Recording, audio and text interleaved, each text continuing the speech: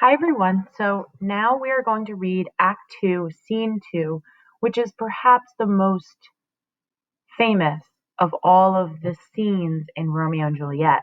In fact, you've probably seen parodies of the balcony scene before, and so now you're going to read it and have a better understanding of where the original balcony scene is actually drawn from.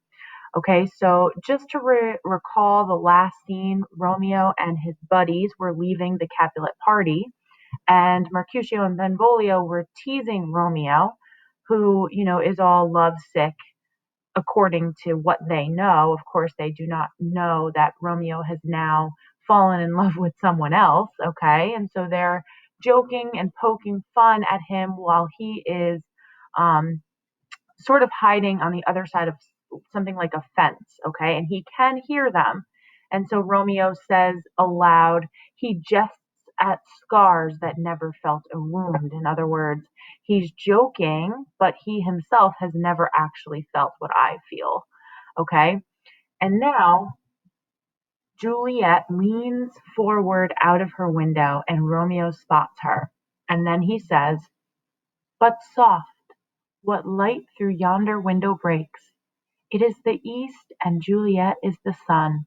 Arise, fair sun, and kill the envious moon, who is already sick and pale with grief that thou, her maid, art far more fair than she.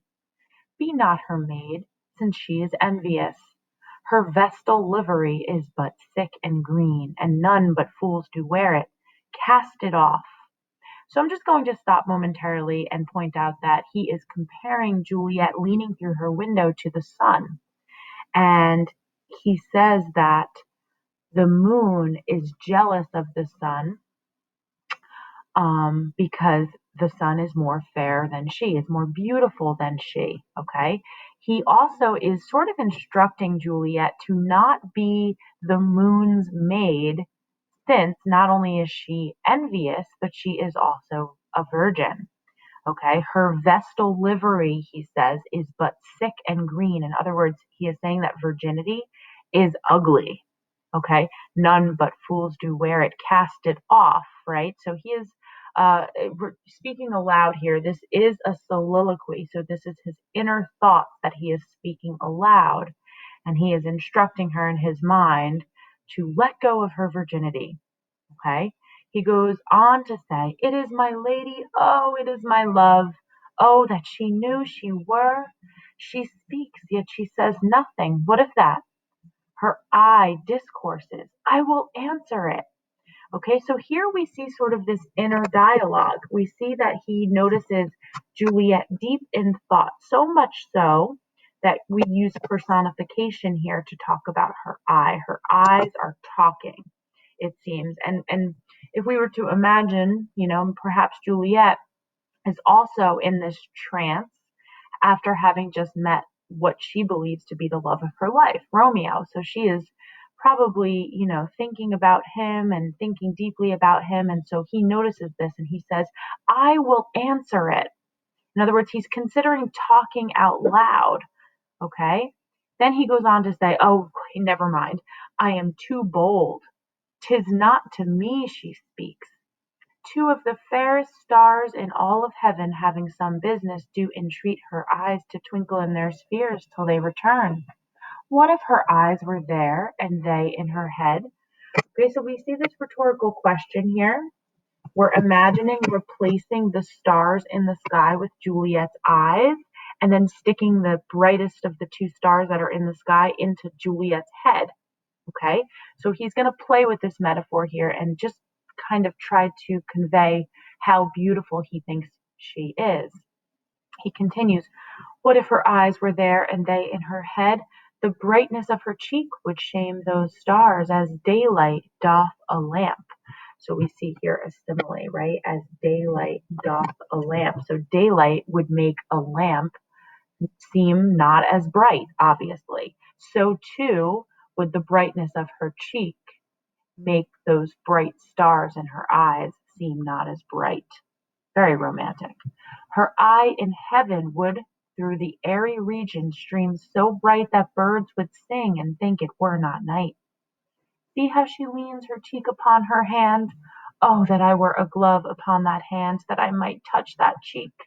So here he's imagining, okay, oh, that I were a glove upon that hand, that he is the glove that is on her hand just so that he could touch her cheek. Now Juliet sort of sighs. Okay, so she says, "Ay me." And Romeo says, "She speaks. Oh, speak again, bright angel, for thou art as glorious to this night, being over my head as is a winged messenger of heaven unto the white upturned wondering eyes of mortals that fall back to gaze on him when he bestrides the lazy puffing clouds and sails upon the bosom of the air." Very, very poetic here. Now Juliet says, "O Romeo, Romeo, wherefore art thou Romeo? Deny thy father and refuse thy name, or if thou wilt not be but sworn my love, and I'll no longer be a Capulet." So just to reiterate here, wherefore means not where is Romeo, but why are you a Romeo? So again, Juliet does not know that Romeo is overhearing her innermost secretive thoughts here. I want you to imagine that you are speaking aloud about your crush, okay? And then it just so happens that your crush overhears you, right? So that is essentially what is going to happen in a moment.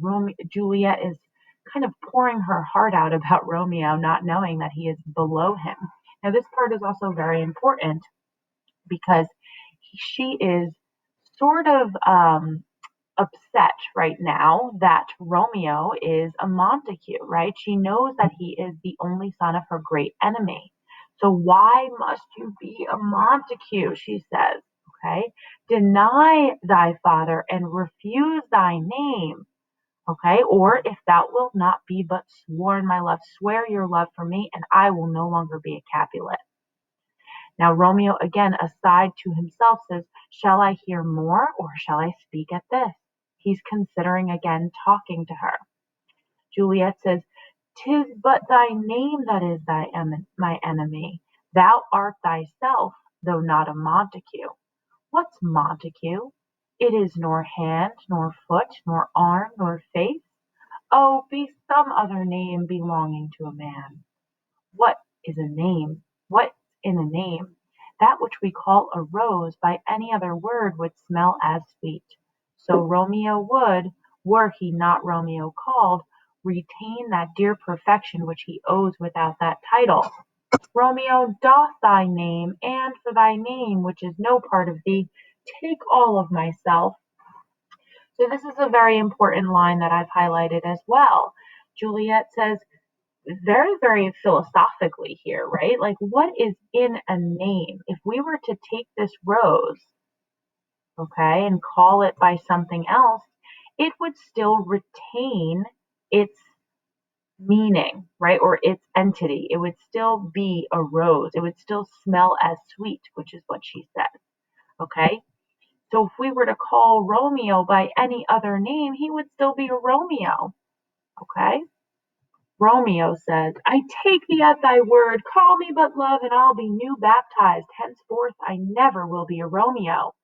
This is the first time Romeo speaks aloud so that Juliet can hear him. And Juliet obviously is a little bit startled by this. Okay, so she says, "What man art thou that thus be screened in night so stumblest on my counsel?" So, what man are you who is in this darkness of the night time, who is coming upon my counsel? Now Romeo says, "By a name I know not how to tell thee who I am. My name, dear saint," right? Which is what he called her in the first love sonnet when the two of them exchanged their first kiss. "My name, dear saint, is hateful to myself because it is an enemy to thee. Had I it written, I would tear the word." Juliet says, "My ears have not yet drunk 100 words of thy tongue's utterance or uttering, yet I know the sound. Art thou not Romeo and a Montague? Neither, fair maid, if either thee dislike. How camest thou hither? Tell me, and wherefore? The orchard walls are high and hard to climb, and the place death, considering who thou art, if any of my kinsmen find thee here." So here Okay, Romeo is basically answering the discourse that Juliet spoke aloud, having said, I wish that you weren't a Romeo. Get rid of your name, Montague, right? And Romeo says that he will do that, right? Neither, fair maid, he says, if either thee dislike. And Juliet's, whoa, whoa, whoa. How did you get here? Okay, the orchard walls, in other words, the fence that is surrounding the Capulet yard, is very, very high and hard to climb. And she goes on to say that it is also deadly since he is a Montague and obviously she's a Capulet. Romeo then responds to this by saying to Juliet the way that he was able to climb over the wall. He says, with love's light wings did I overperch these walls, for stony limits cannot hold love out, and what love can do that dares love attempt. Therefore thy kinsmen are no stop to me. Okay, so he's not afraid of their family because he is so in love. Remember that second prologue. Okay, passion, and I'll write it here in the margin. Okay, gives them power. Okay, love can encourage us to do things that we otherwise might not be willing to do. Perhaps your crush is in the school play and you never thought about getting on stage, but because you want to get close to your crush, suddenly you're doing something that you didn't foresee yourself doing before, right? That's sort of what he's saying here. I was able to climb these walls because I'm so in love with you. Juliet then says, if they do see thee, they will murder thee. Alack, there lies more peril in thine eye than 20 of their swords. Look thou but sweet, and I am proof against their enmity. Enmity being a vocab word, meaning their hostility and animosity. He is not afraid of their swords.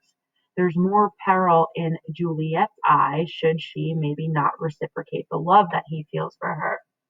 Juliet says, I would not for the world they saw thee here. In other words, I hope that they don't see you. Romeo says, I have night's cloak to hide me from their eyes, and, but thou love me, let them find me here. My life would better ended by their hate than death prorogued, wanting of thy love. By whose direction foundest thou out this place? By love that first did prompt me to inquire. He lent me counsel, and I lent him eyes. I am no pilot, yet wert thou as far as the vast shore washed with the farthest sea, I should adventure for such merchandise. So here she's also asking him, how did you find this place out? How did you find me here? And once again, Romeo's response to that is love. Love led me to you.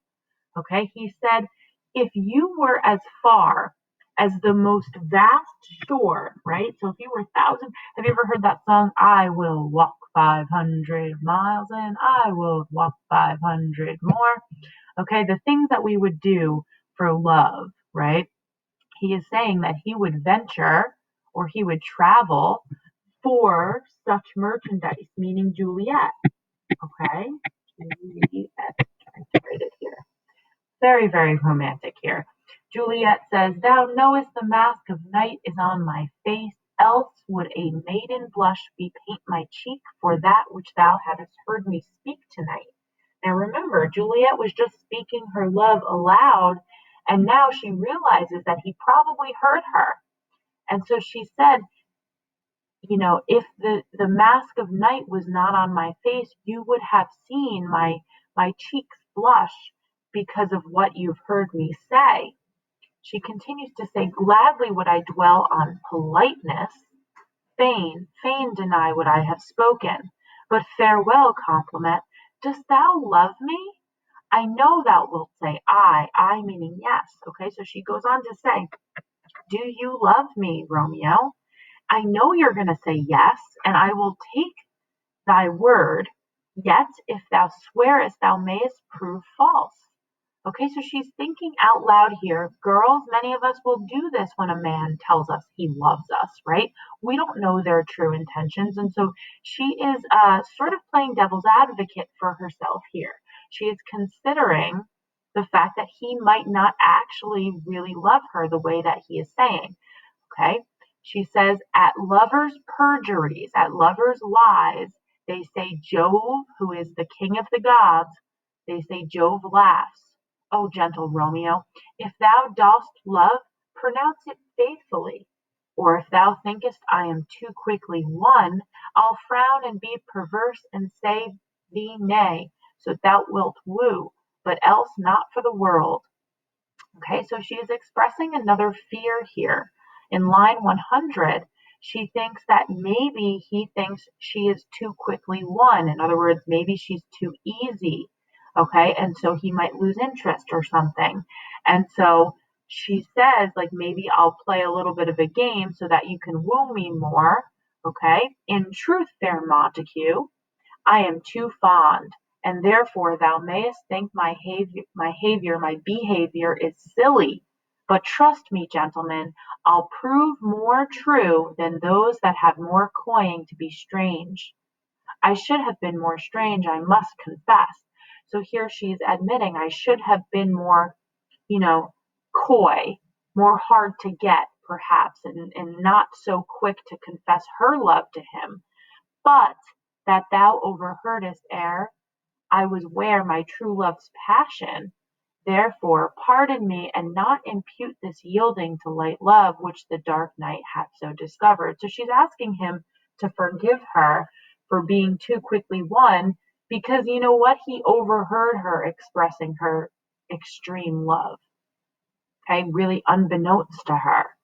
Romeo's response to this is, Lady, by yonder blessed moon I vow that tips with silver all these fruit tree tops.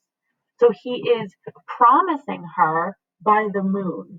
Okay, he is swearing to her by the moon.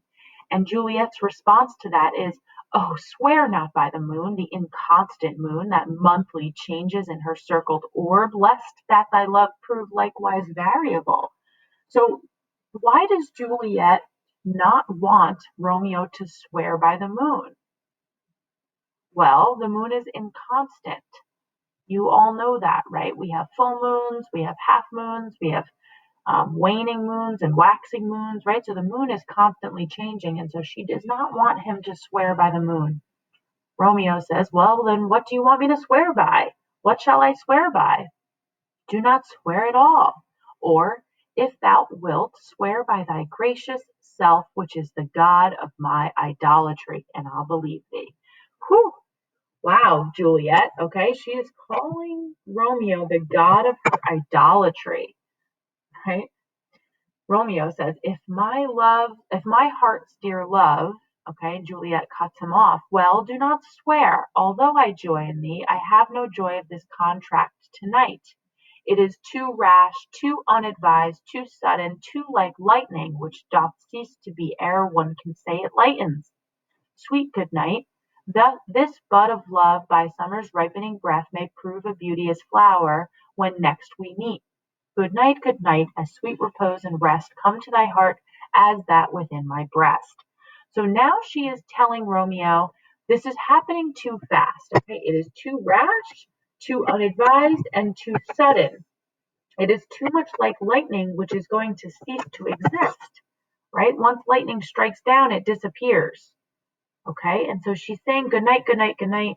Our love will blossom into a beauteous flower the next we meet, but for now, let's get some rest.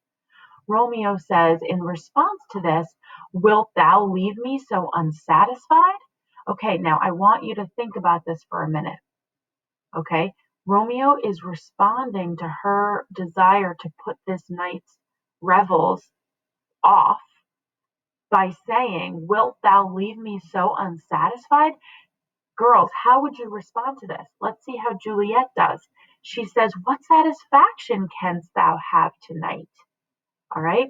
She's a little bit taken aback. In other words, what are you looking for? Right? What do you expect from me? I'm not going to give it up to you tonight. Romeo says, the exchange of thy love's faithful vow for mine. Okay, so he answers this not by expressing a desire to sleep with her or push the subject, but rather saying that he wants from her the exchange of thy love's faithful vow for mine. So let's think here. What faithful vow can the two of these exchange? What promise can they make to one another? Okay, now some of you might be thinking, didn't they just meet? Let's consider here. Juliet says, I gave thee mine before thou didst request it, and yet I would it were to give again.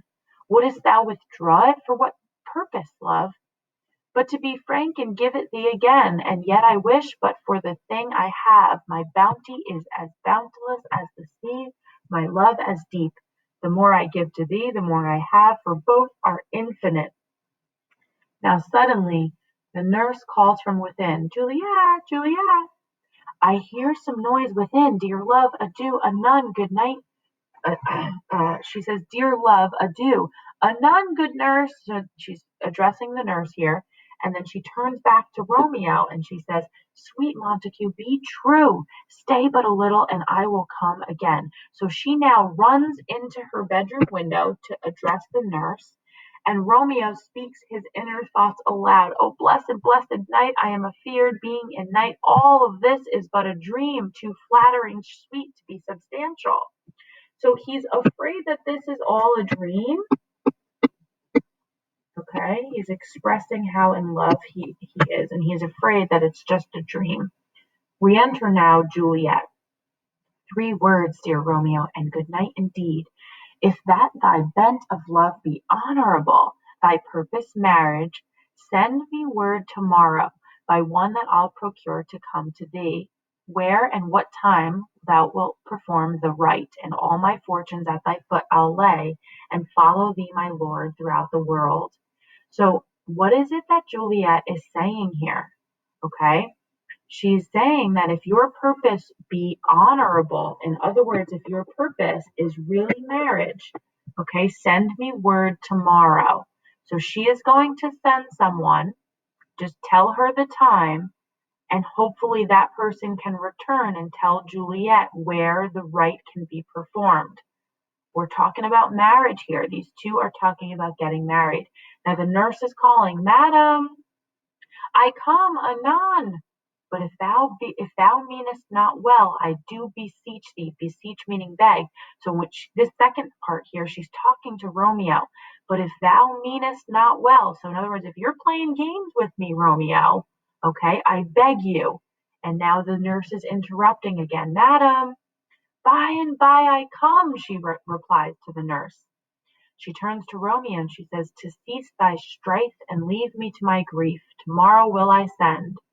So thrive my soul. 1,000 times good night. Now Juliet exits.